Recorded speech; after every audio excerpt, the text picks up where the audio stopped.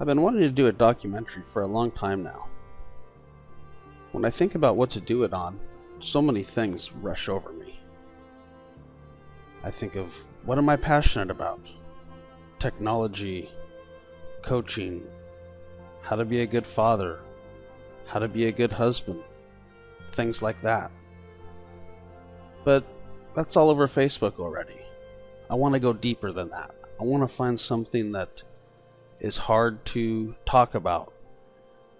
So, one thing that's really always interested me was the history of my family.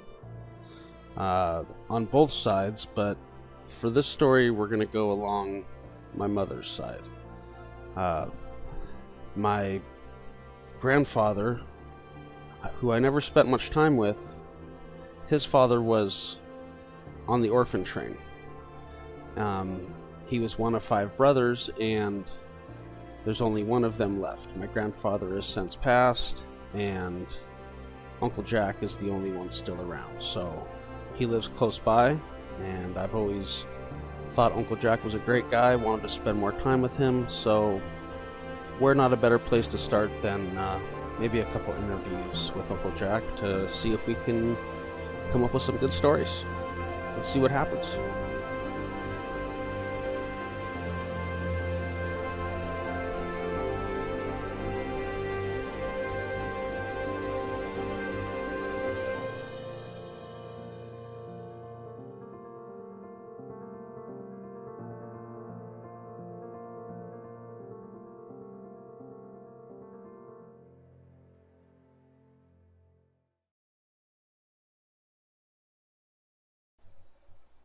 So before we head off to Uncle Jack's, let's take a quick minute to talk about the orphan train. About 1830, there started to be a giant boom of children in New York City that were homeless. Some of them had parents, some of them didn't. It was estimated up to 25% of the kids actually had 2 parents that just at the time either couldn't afford to take care of them or didn't want to. So by the 50s, there was about 30,000 homeless kids running around New York City. And there's estimates anywhere from 10,000 to 30, but I'm going to say probably more, in the 40s, because we all know how estimates go. In about 1853, there was a minister named Charles Brace. This guy he was young, he was starting to notice all this happening and wanted to do something about it. So in 1854, they founded a thing called the Orphan Train. The term wasn't used until a little bit after that, but the first group of kids, 45 children, was dropped off in Michigan around October 1st, 1854. Now, by between 55 and 1875, somewhere around there, it was estimated they averaged about 3,000 children a year.